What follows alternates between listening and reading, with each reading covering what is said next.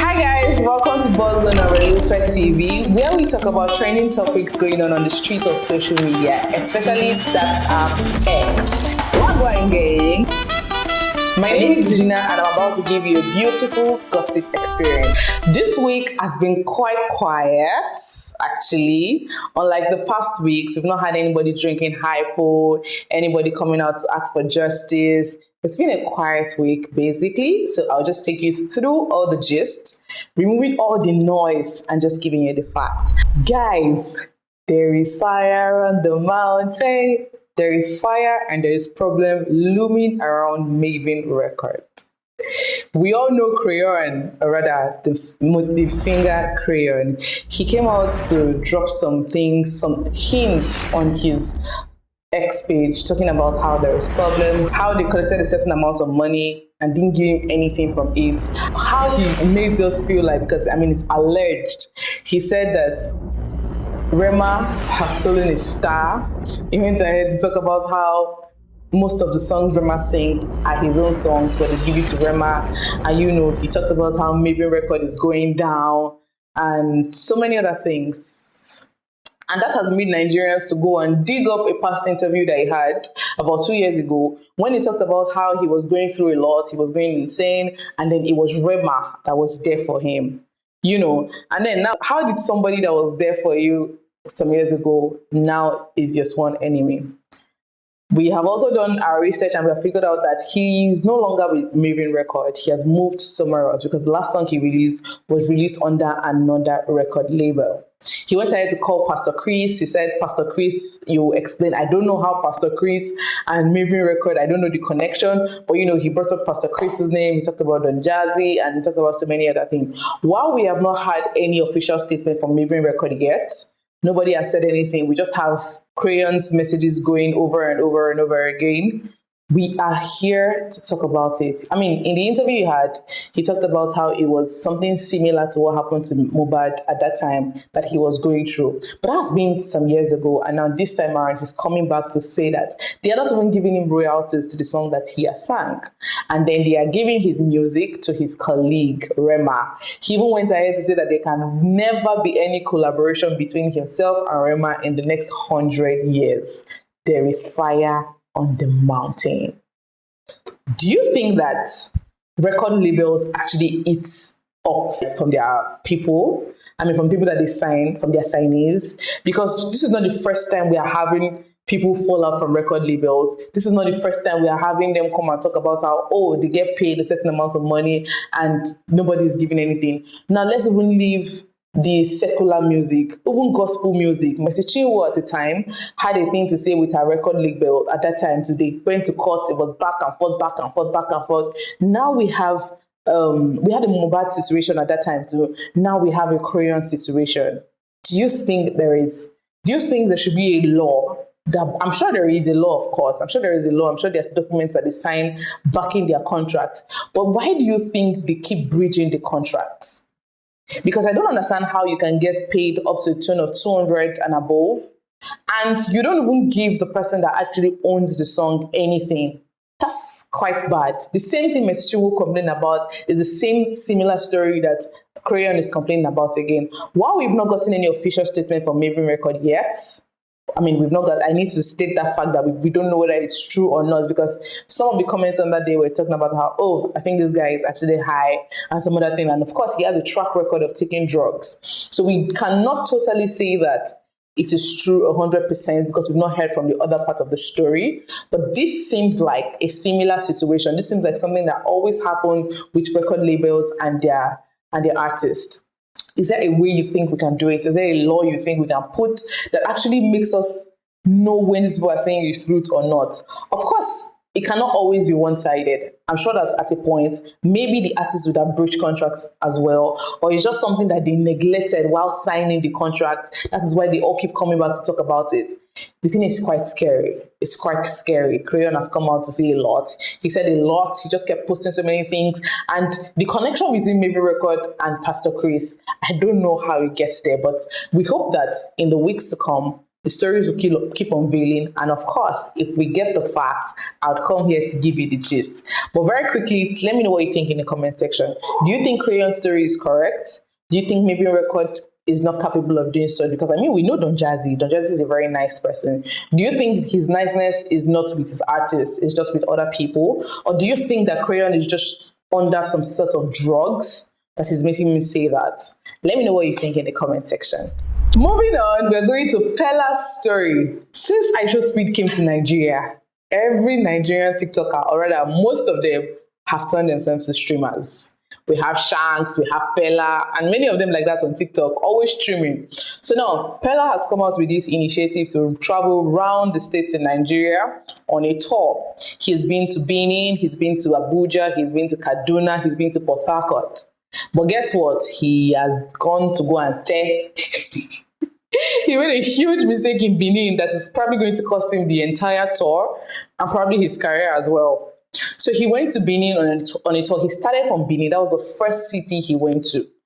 And I don't know how himself and his team did their arrangements, but they got access to the palace illegally, which meant that they did not follow the normal procedures to getting permission to go into the palace. And now it has caused a problem.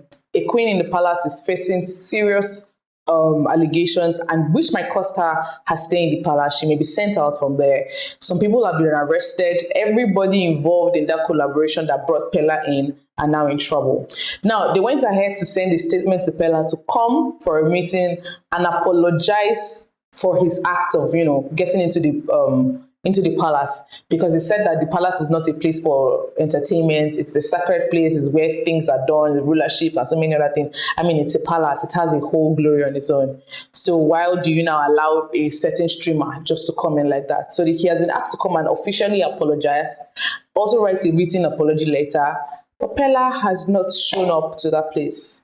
He's still going for his tour. He's been to Port Harcourt, he's been to Abuja, he's in Kaduna right now.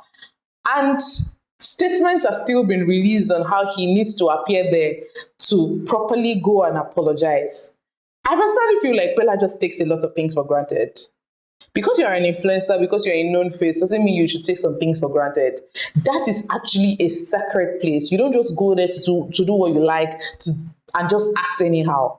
If they have taken it upon themselves to call you in to come and apologize, I think that it is just right that you pause your tour and go and tender the apology, which is just normal. That's what a normal human being would do. But no, Peller, I like Wahala and I get coconut head. I know they hear what. He has not shown up to that place. Another statement has been released that if he doesn't come again, there would be a serious problem. Same Peller went to a restaurant the other day to buy food. And of course, Peller, very loud. He enters there making some sort of things here and there. And a lady, very normal Nigerian civilian, just there talking about how this person is very loud. Probably she said it in another way, not the way I just said it. And Peller started streaming her, started insulting her. There was really nothing he didn't say. He talked about her shoes. He talked about her hair. He said so many things about, who be this one way they follow me talk? Who be this? Peller. But I like what she did. She just kept quiet. She did not reply to anything that I said. She did not respond to anything. She just kept quiet. But I think she has gone ahead to do a lawsuit for defamation of character. But we've not heard anything apart from that. We just heard that story. We just saw that story. And there's been no follow-up after that. So we don't know if she actually went ahead to do it, if Peller has replied the lawsuit or anything like that. But Peller needs to just calm down. I feel like at this point, he's doing too much. If you want to be a streamer, be a streamer. If you want to be an influencer, be an influencer. Nobody's really arguing with you. The sky is big enough for everybody to fly. But do not go ahead tarnishing people's image. Do not go ahead insulting people because you think you have the power. Do not go ahead bridging rules because you think you have the power. If you are to go this way to get a certain permission to do something, kindly do it. Don't breach contracts because you think you are Peller and you can do anything that you like. So that's been Peller's story. He has a problem right now with in Benin City. He needs to go and answer and tender a heartfelt apology. He also needs to tender a heartfelt apology to that lady because what he did was really, really uncalled for. If someone says you're making noise, it's a public space. Everybody has freedom of public opinion, freedom of speech, I mean. So if she says anything that you don't like, you keep quiet. After you just say to her, she apologizes to you, fine. If not, you move ahead. You don't go ahead posting a video. I mean, he insulted so much. That's really very, very classless for a woman, a man to a woman. Let's not even go there. But sincerely, I feel like Peller needs to apologize to that lady as well. Moving on to the wedding of the year. Mr. and Mrs. Dapson. Mr. and Mrs. Dapson, they had their grand wedding this past week. I mean, it was a success. It was beautiful. It was just love, love, love. I am so happy for Simi because, hey, I'm really just happy for her. She looks like a very happy bride. Femi is was a very, very happy groom as well. His downstairs, his outfit, their venue, everything was top notch. A big 10 over 10 minus nothing. And of course, what is a Nigerian big wedding without controversies? What is a Nigerian wedding without people sharing their own public opinion and forcing it on people's heads? So many people had come to talk about how, oh, why would you wear a Vicky James dress to the church? Why would you do this? Why would you do that? You know, people should let these people breathe. Because people have taken it as a norm to do wet weddings in gardens doesn't mean that it's compulsory.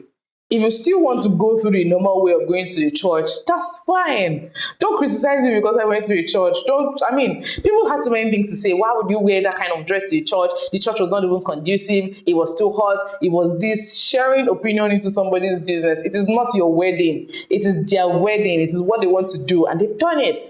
It works for them, and they did what they had to do. After the wedding, Simi has been sharing snaps of how, being married is beautiful. It's just 3 days in, but I'm loving it so much. And someone came out to talk about how you've been cohabiting with him since. Why are you now making so much noise? And she has come to say it's just her sharing her knowledge and sharing her happiness. If you don't like it, block me. If what I post is pissing you off, block me, and that's the truth. Nobody's above blocking. If you think you don't like what this person is posting, if you feel like this person is talking too much, this person is too happy, block the person. Leave them alone. So people have even gone ahead to compare Femi to Ronaldo. But I like what Femi did. Every tweet they gave, he was giving them back to back. Someone talked about how he cannot score a goal as well as Ronaldo would do. And then he talked about at least Ronaldo was not the person that shot the highest streaming music video in the country. Yes! I love it. I mean, he was giving aura for aura, a goosey for a goosey, literally. So, I mean, this couple, I really love them. They're crews, they just love themselves, and they're doing all the best. We wish them a very happy married life. And I'm telling people on the internet, let people breathe. Let married people breathe. You really don't have to always come at them to stuff your opinion in their throats. Do you think that all these things that they've thought about it and they came to a conclusion that this is what we're going to do, and they've done it? So please, people should leave them alone. Let them, just pray for them, just wish them all the best, and that'll be it. Vicky James, when he came, people had so many things to talk about. Now, when it was time for Vicky James, people kept saying, oh, the wedding looks first, the wedding looks first. Now you can see two people that the love and every affection there doesn't look first. Nobody is talking about that one, though. You're talking about their venue. You're talking about this one. Most people always talk. Most people always have your opinions to share.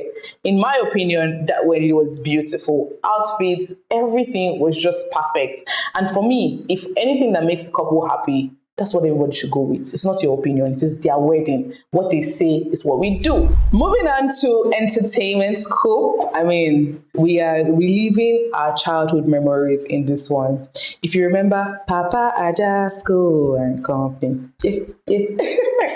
So now, someone had an interview with Papa Ajasko, and he revealed that he doesn't even earn enough to own a car.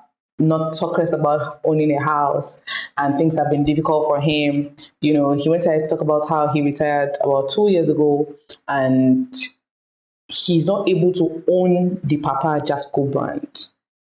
Unlike right now, I mean, the entertainment industry now is different. We have examples of people who act in a certain role and pick up that role and continue to go with it. We have the likes of Bam Bam that has been a Chalugo, and everywhere we say Chalugo. She doesn't own the character, but she's known for that, and she's allowed to do other things in other movies. Now, Papa Jasco has spoken about how he's not allowed to,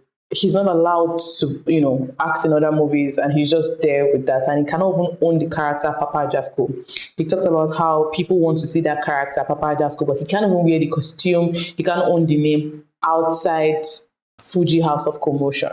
Now, he also went on to talk about how he was earning 2,500 to 5K to 22,500, and now in 2026, he earns 45,000 naira.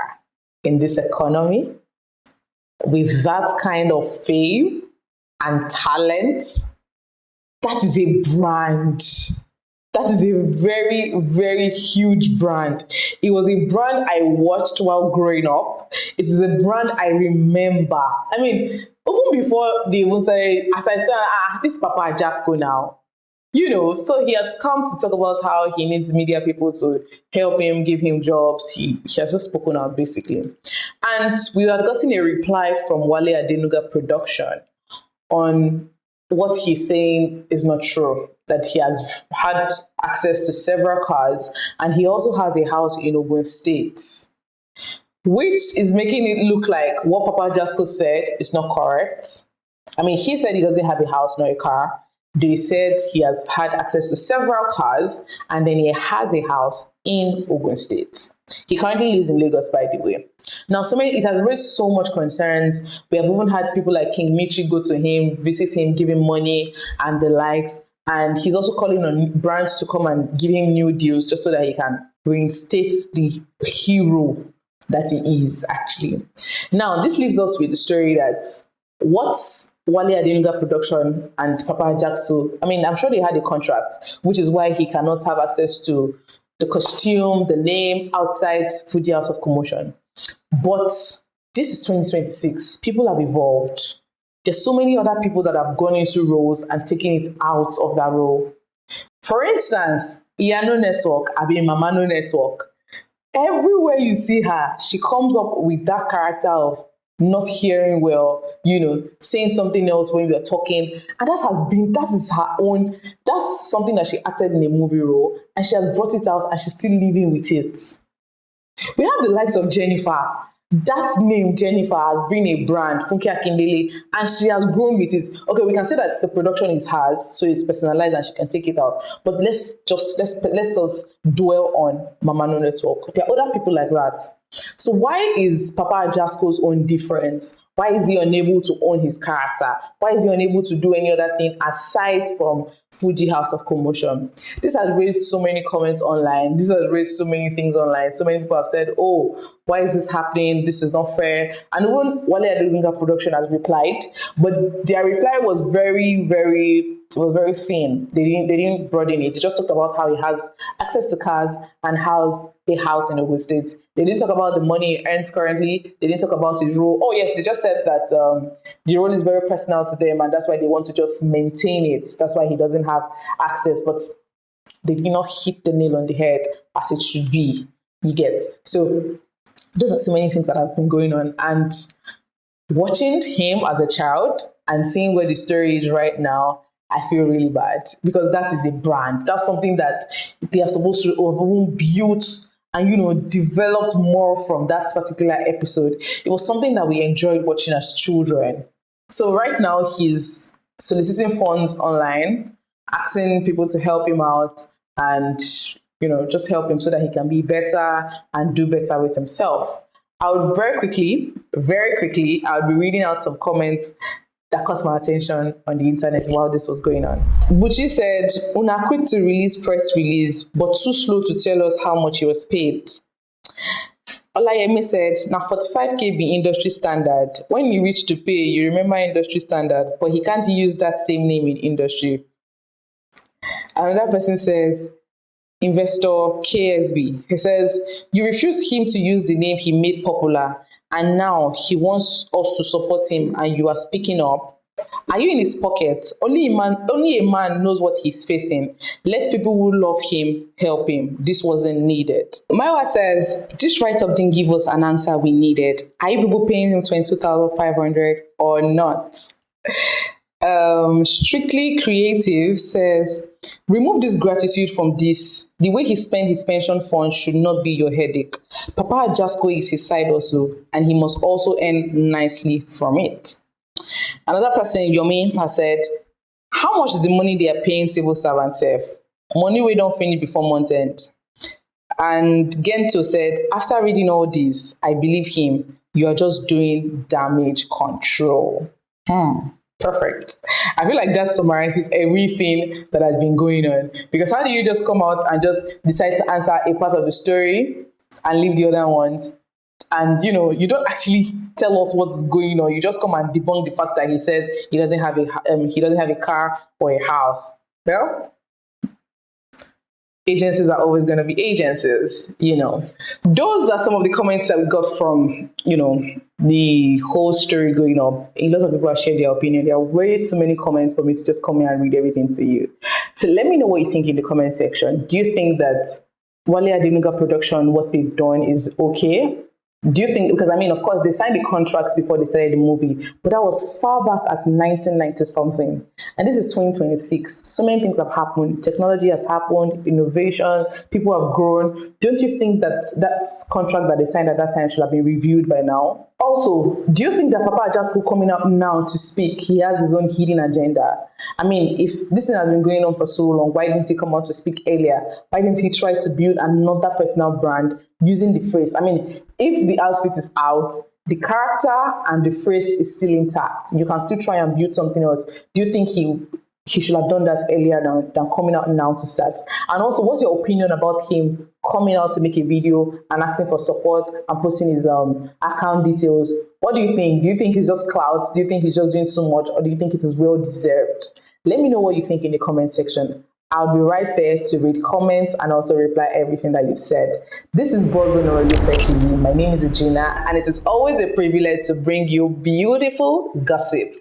I'll be here next week to give you the same recap of everything that has been trending on the street of social media. So when you see chaos going on, just rest assured. Thank you so much for joining. Kindly like, share, and subscribe. And don't forget to drop a comment. I'll see you guys next time. Bye.